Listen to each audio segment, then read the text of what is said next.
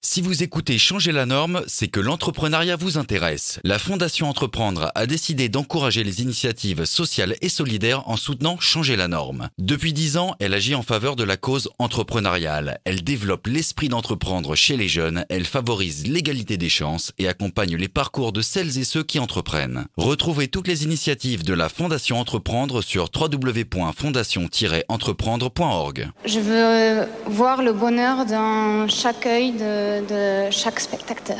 Il faut que tu respires. Moi à mon bisounours, je lui fais des bisous. T'es gentil, t'es tout. Comment motiver les collaborateurs d'une entreprise à faire du sport de façon ludique ? Comment répondre à leurs besoins d'engagement et de solidarité ? Pour répondre à ces questions, Olivier Ouivet a fondé WeLive qui propose des challenges sportifs et solidaires. Défis, compétitions et team building solidaire, WeLive se positionne sur un marché assez récent avec une croissance importante mais en fonds propres. Comment passer d'un projet étudiant, d'un Tinder du running à la prestation de services numériques en B2B ? Comment faire grandir une jeune entreprise qui se situe, selon son cofondateur, à cheval entre la tech et l'impact ? C'est ce dont j'ai discuté avec Olivier. Je m'appelle Flavie Després, j'ai fondé il y a 7 ans le média des acteurs de l'engagement Care News. C'est avec plaisir que je vous accueille dans ce nouvel épisode de Changer la norme, le podcast qui donne la parole aux entrepreneurs qui veulent placer l'humain, l'environnement et la société avant le profit. La marque de fabrique de ce podcast, c'est la franchise, puisque c'est parler normalement qui permettra de détricoter les parcours riches de ces entrepreneurs et les rouages des projets qu'ils portent avec passion. Chiffres, pivots, développement commercial et vision de la responsabilité des entreprises, Olivier a joué le jeu. J'espère que notre discussion vous intéressera, voire vous inspirera. Si l'épisode vous plaît, n'hésitez pas à mettre des étoiles sur les plateformes de podcast et à le partager pour que tous ensemble, nous puissions changer la norme.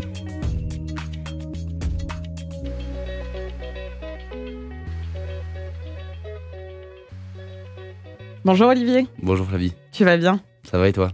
Ça va bien, mais je suis contente de t'avoir aujourd'hui. Moi aussi, je suis très content d'être là.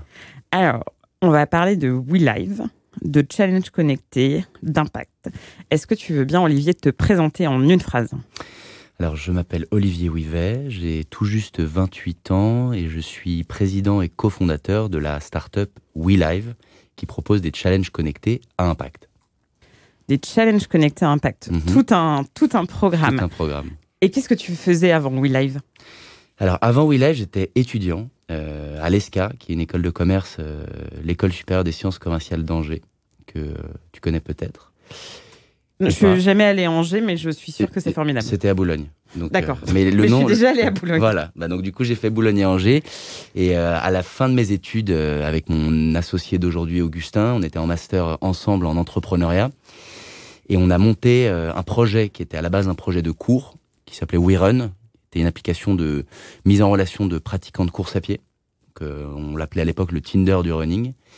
Et d'un projet de cours, on a créé une start-up. On s'est lancé sur cette application mobile et de fil en aiguille, voilà, le projet a évolué.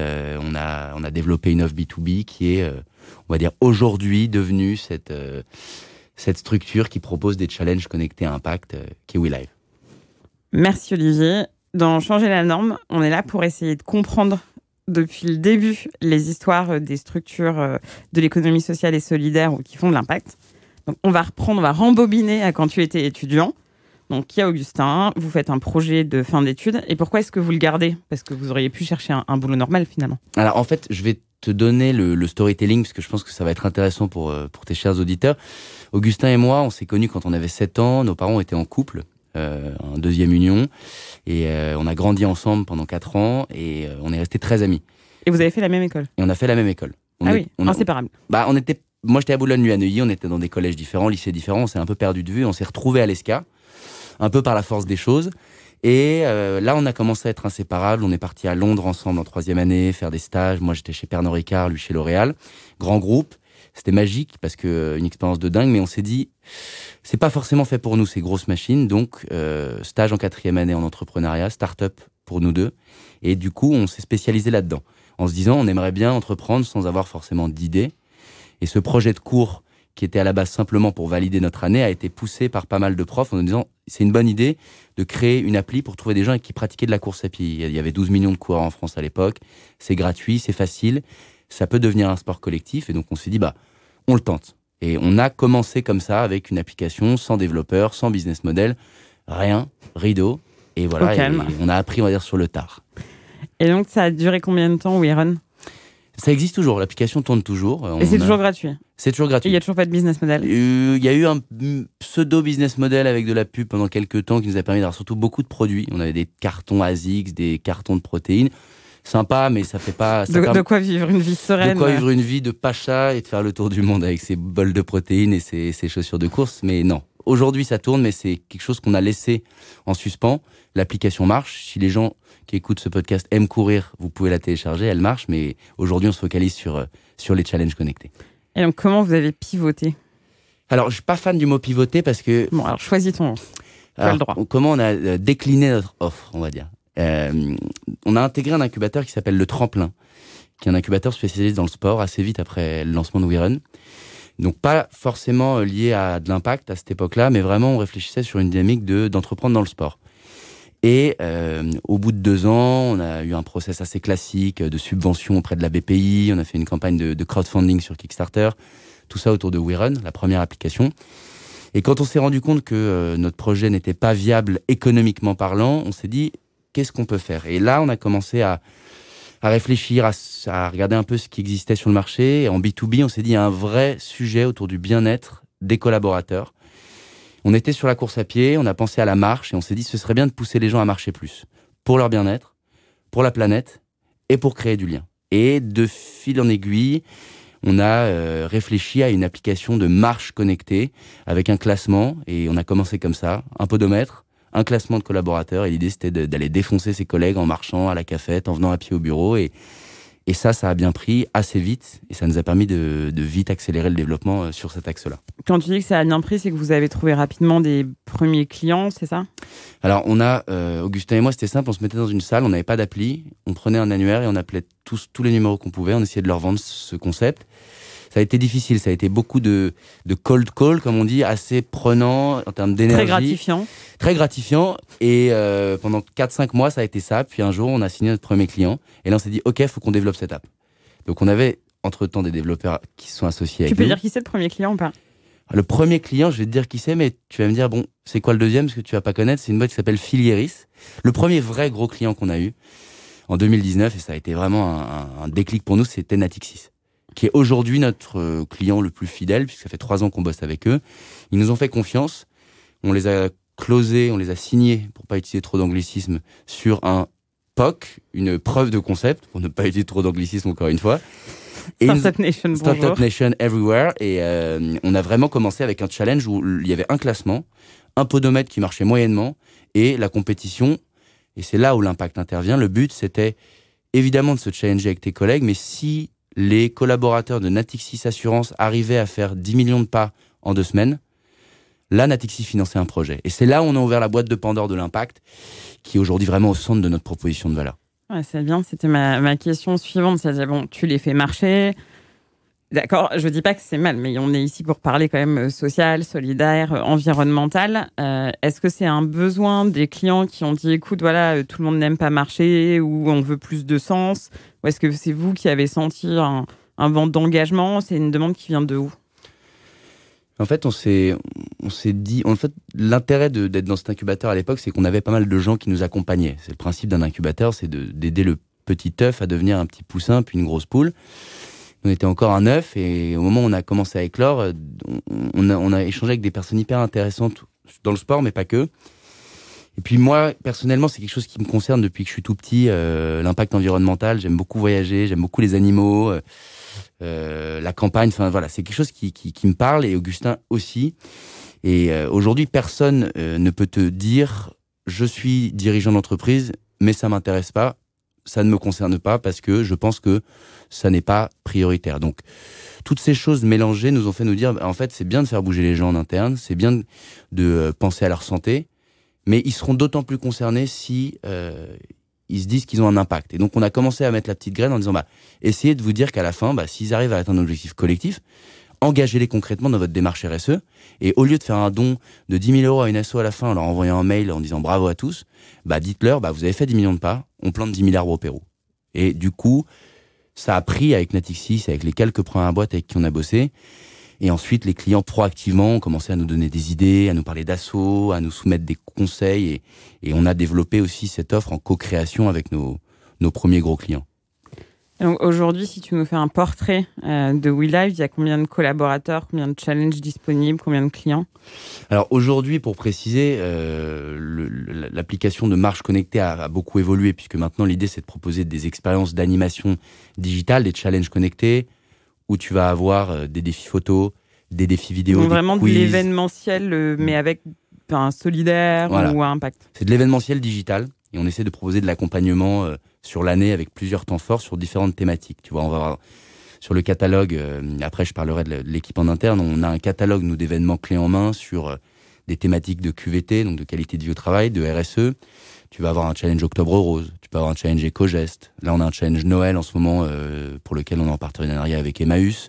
Et l'idée, c'est de dire à des entreprises qui veulent engager leur collab et s'engager, on a des événements clés en main, c'est fun, c'est ludique, c'est collectif, et tout est packagé. Tu as la communication. Le projet d'impact, on peut le proposer, mais très souvent, les boîtes nous disent « Nous, on a une fondation. Nous, on veut soutenir l'UNICEF. Et on leur dit « Aucun problème. On peut personnaliser le support à foison. » Les boîtes peuvent créer leur challenge sur mesure également. On le fait de plus en plus, notamment avec les grands groupes. Et les assos, ils peuvent les choisir. Donc ça, c'est sur la partie produit. Et nous, on est aujourd'hui 26. On sera une grosse trentaine début janvier. On a la chance d'être en fonds propres, donc on est autonome. Ouais, j'allais te demander comment vous aviez grandi financièrement. En fait, notre produit est assez scalable. Scalable veut dire qu'on peut le décliner rapidement. Oui, et puis dès que tu en fais un pour quelqu'un, il est rentabilisé. Et quand tu le vends, tu marches beaucoup plus. Exactement. Après, on essaye toujours d'être dans du premium, donc on travaille constamment sur les nouvelles fonctionnalités, sur la qualité de l'outil, l'accompagnement en termes d'acquisition, de communication. Mais oui, effectivement, on n'est pas du tout une agence, tu vois. On va pas développer sur demande. Par contre, notre produit a été créé pour être personnalisable par le client. Donc, le client va avoir accès à un back-office et s'il veut créer son challenge, il peut. Mais on peut donc déployer du volume sans être 500 collaborateurs. Donc, aujourd'hui, on est une trentaine, disons. On est basé dans le 18e. On a des bureaux à Marcadet-Poissonnier pour les Parisiennes et Parisiens qui nous écoutent. Et on était 8 il y a un an. Et on va essayer d'être 50 à l'été prochain. Donc, on est sur une grosse croissance, mais organique. Donc, pas d'investisseurs. Donc, on fait nos choix. On prend notre temps et du coup, on s'éclate.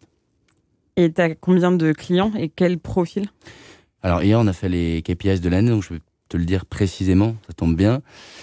Cette année, on a organisé 226 challenges auprès de 198 boîtes différentes. Et on a eu 126 acheteurs. Ça veut dire qu'en gros, on travaille avec des apporteurs d'affaires qui proposent aussi des challenges à leurs clients, des agences d'événementiel, des agences de com.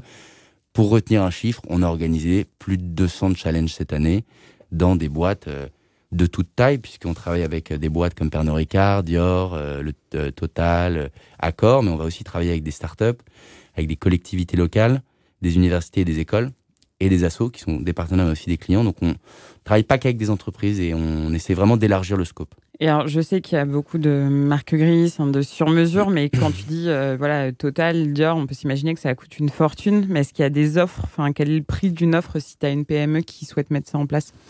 En fait, c'est aussi pour ça qu'on arrive à ouvrir beaucoup de nouveaux comptes, c'est que ça coûte pas une fortune. Tu vois, même surtout pour des grosses boîtes. Mais quand on va travailler avec une PME ou une start-up, on va avoir en fait la possibilité, notamment par ce catalogue de challenge clé en main, de proposer du packagé qui représente un coût. Tu veux que je parle de pépettes ou pas? Oui, si, parce qu'en fait, je trouve ça intéressant parce qu'on... c'était le but de changer la norme, c'est que moi j'en pouvais plus d'entendre les gens, on dirait que tout était magique, ils vendaient des centaines de trucs à des centaines de gens et en fait on comprenait jamais comment ils gagnaient leur vie. Mais après t'es pas obligé d'entrer dans un détail, mais si tu peux me donner le prix d'un entrée de gamme chez vous, du premier, du plus accessible. Alors en fait, je t'en avais parlé en off, on a deux offres. On a une offre qui s'appelle Live et une offre qui s'appelle Play. L'offre Play, c'est ce dont je vous parle depuis tout à l'heure, c'est un challenge pour une entreprise dédiée, quand elle le souhaite, auprès de sa population d'interne. Ça, c'est un budget, puisqu'on décline un projet sur un temps donné auprès d'un client. Donc là, on est sur des budgets qui sont un peu plus importants. Par contre, l'offre Live, qui est notre produit d'appel et aussi un moyen de se faire connaître et de s'engager, ce sont des challenges inter-entreprises. Où là, WeLive est organisateur. Exemple, le challenge Noël, qu'on organise là du 1er au 24 décembre. Et là, on a 46 boîtes qui participent en même temps, qui se challengent ensemble. Et là, évidemment, pour nous, c'est un moyen aussi de faire des économies d'échelle. Donc, on peut proposer... Qu'elles cotisent, tes 46 mettent un petit billet pour participer au challenge, c'est ça? Exactement, elles achètent là où l'offre Play, tu organises ton événement. Oui, donc c'est sur mesure, c'est interne, ça c'est peut marqué. être clé en main parce qu'ils peuvent prendre du catalogue, mais ça reste dédié à eux. Là, tu prends ton ticket et tu t'inscris à une OP. Donc, une petite structure qui aimerait participer, tu vois, là, sur les 46 boîtes qui participent au challenge Noël, on va avoir Spibatignol, Orange, Natixis, mais tu vas avoir des boîtes dont je n'ai jamais entendu parler, dont je ne pourrais même pas te donner le nom là, où ils sont 26, 14, 17. Le ticket d'entrée minimal est de 2 000 € pour presque un mois d'une opération clé en main dans laquelle c'est très accessible. Et en plus tu t'engages sur un projet avec Emmaüs où à la fin on va financer au moins 15 000 € de kits solidaires qu'on a monté avec eux, sacs de couchage, produits de premiers soins, nourriture pour les personnes qui dorment dehors pendant les fêtes de fin d'année. Donc tout est clé en main et tu participes à un gros projet finalement à ton niveau. Et si tu finis bien classé, comme toute compétition, t'es récompensé. Et tu peux, si tu finis premier du classement, tu finances 2 000 € de kits solidaires. Donc en fait, tu rembourses ton OP. Donc pour les petites boîtes, c'est plus ça qu'on préconise pour démarrer. Oui, parce que ça doit être plus léger en organisation aussi, et parce qu'en interne, elles ont moins de ressources pour gérer toute la com interne, etc. Exactement. Merci beaucoup. Alors, maintenant qu'on a parlé d'économie, on va pouvoir parler impact. Comment est-ce que tu mesures l'impact de WeLive? Est-ce que vous suivez des indicateurs? Est-ce qu'on vous demande aussi la sincérité de l'impact? Parce que c'est ce qu'on reproche parfois aux apps ou au team building solidaire, c'est que c'est qu'il n'y a pas vraiment d'impact, que ça fait plus plaisir aux collaborateurs qu'autre chose. Est-ce que c'est quelque chose que vous mesurez, vous? Alors oui, on le mesure déjà par les partenaires avec qui on se mac, avec qui on travaille. Aujourd'hui, on a tout un catalogue d'acteurs avec qui on est en partenariat. Je peux les citer. Ça va être des assos françaises comme Coral Guardian, comme Terre d'Abeille. On a aussi des grosses assos comme Médecins Sans Frontières, le Téléthon, qui sont des partenaires qu'on propose aux entreprises qui veulent s'engager. Là, ce qui est intéressant, c'est qu'on monte avec eux des projets, financement de ruches, restauration de récifs coralliens, sur lesquels il y a un vrai suivi, puisqu'on connaît les fondateurs, on connaît les projets, et on fournit à nos clients des moyens de suivre le projet. Que ce soit des plateformes comme le fait Reforestation, qui te permet de suivre en direct le projet avec des articles. Reforestation, plante des arbres, pour ceux qui ne connaissent pas. Donc nous, en direct, on sélectionne des partenaires dont on est sûr et qu'on sait sérieux sur ces projets-là. Quand l'entreprise décide de l'asso qu'elle va soutenir, on a moins la main dessus. Donc forcément, on leur dit, à partir du moment où c'est vous qui choisissez votre partenaire d'impact, c'est vous qui décidez de vous engager, c'est votre responsabilité. Donc globalement, les entreprises choisissent des assos qu'on connaît et on essaie aussi de les orienter. Mais sur la partie monitoring, quand nous, on est fournisseur d'impact, on est en direct avec l'asso qui fait le projet. Donc, on a des KPIs précis et on permet aux clients de suivre aussi l'avancée du projet, que ce soit un financement de ruche, une forêt ou la restauration d'un récif corallien en Indonésie ou dans le sud de l'Espagne. Et tu sens que pour les entreprises, c'est important de mesurer cet impact ou de faire remonter cette information? Ouais. Et pour les collabs aussi. Les collabs veulent pas qu'on se foute d'eux. Donc ils disent, OK, je veux bien jouer le jeu, mais par contre, à la fin, je veux quelque chose. Donc on fournit des certificats de plantation. On donne aussi des moyens à la boîte de communiquer en interne, tu vois, pour que le collab se dise, OK, on a fait ça et c'est du concret. Donc c'est quelque chose qu'on nous demande beaucoup. Et on travaille aussi nous-mêmes sur l'application pour essayer de pouvoir proposer de la data sur tout ce qui est impact carbone, compensation aussi, tu vois, parce que on pousse quand même les gens à marcher. Donc finalement, les retours qu'on a quand on fait des questionnaires à la fin, c'est OK, il y a l'asso, il y a le don, il y a le projet, mais au niveau micro du collab, ils nous disent, en fait, j'ai pas touché mon scout pendant une semaine. Ou j'ai pas pris l'ascenseur. Et si tu fais ça fois 10 000, 20 000, 100 000 collabs sur 10 jours, en fait, l'économie carbone qu'il y a eu, elle est vraiment là. On peut pas la monitorer aujourd'hui parce qu'on n'a pas la techno pour, on va pas commencer à faire les chamans. C'est pas le but. Mais on aimerait à terme pouvoir vraiment proposer des chiffres concrets là-dessus. Et on va le faire.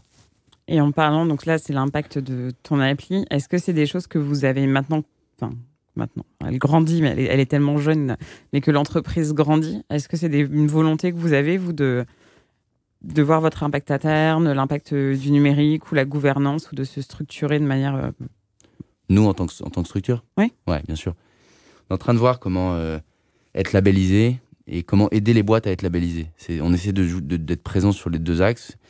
Nous, on a un ADN dans la boîte qui est RSE, que ce soit avec les gens qu'on recrute, avec les choix qu'on fait, les réunions, le discours qu'on peut avoir avec nos équipes. L'idée, c'est que les gens qui rejoignent WeLive soient conscients qu'en fait, c'est pas simplement faire de l'impact pour faire de l'impact, c'est qu'on veut avoir un réel impact aujourd'hui et demain. Et si la boîte devient ce qu'on espère, pourquoi pas un mastodonte de l'animation en interne, parce qu'il y a de la place sur ce marché-là, et on aimerait que l'impact soit vraiment central là-dedans. Et c'est pas que du mécénat, on n'est pas une ONG. On pense que c'est un marché aussi. Et on pense qu'aujourd'hui, il n'y aura pas de retour en arrière sur ce secteur-là. Et si on le fait bien, on peut se positionner. Et évidemment, c'est un cercle vertueux. Puisque moi, quand on me dit « Mais attendez, vous bossez avec Total », je dis « Mais en fait, déjà, renseigne-toi un peu sur ce que fait Total en termes d'initiative RSE. Évidemment que c'est un énorme pollueur, mais moi, si Total, grâce à moi, va planter 10 000 arbres, 100 000 arbres, je vois pas où est le problème, au contraire. Je prends un petit morceau de leur budget et je le remets dans un projet concret. Donc moi, faut pas me parler de greenwashing, ça m'agace. Avec notre produit, il y a des boîtes qui en font. Et nous, en interne, pour répondre à ta question, pour ne pas trop m'éparpiller, on essaye vraiment dès le début, dans le discours et dans les initiatives qu'on prend, de mettre la RSE au centre du projet. Merci. Bon, alors, la RSE, l'impact, ESS, c'est des choses qui montent vraiment. Nous, ça fait 7 ans qu'on est dessus, mais là, j'ai l'impression que cette année, c'est monté en flèche. Est-ce que tu te sens faire partie de la mouvance de la Tech for Good ?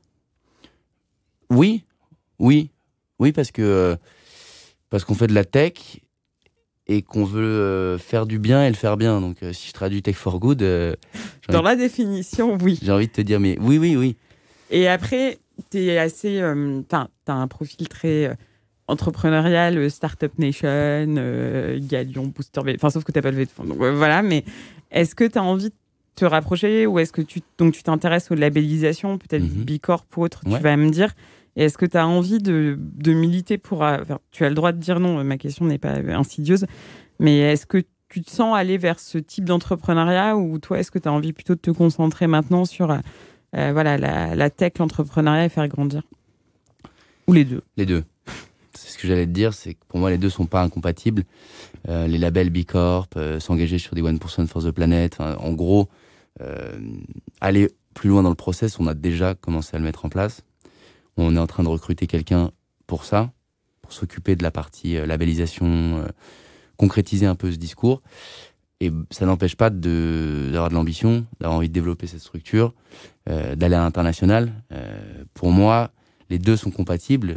Si tu me demandes de choisir, je te répondrai pas parce que j'ai pas envie. Mais mon objectif, c'est que cette boîte devienne une belle start-up. Sky is the limit, comme on dit en anglais. Mais si on peut le faire proprement et avec respect de l'environnement et qu'on peut concrètement vraiment avoir de l'impact, puisque si demain on fait 2000 challenges par an et qu'à chaque fois il y a des projets concrets à la clé, tu fais le bilan sur un an, ça commence à être costaud. Donc ma réponse est les deux. En parlant de start-up et d'impact, est-ce que il y a une boîte, tu trouves en ce moment, qui est en train de grandir et qui cumule justement le côté tech, moderne, Startup Nation, France Digital, French Tech, et le côté impact, ESS, Tech for Good? Une boîte française? Ouais, ou une boîte qui t'inspire et où tu dis, eux, ils ont réussi un bel équilibre, ça a l'air de bien marcher des deux côtés. Il y a des boîtes que je trouve smart et sincèrement smart, en fait. Pas juste smart. Vinted, par exemple, tu vois, qui est une boîte qui n'est pas française, pour répondre à tes questions un peu macro, je trouve que c'est très intelligent ce qu'ils ont fait parce que c'est un besoin évident, il y a un réel impact positif et en plus le business model est très solide.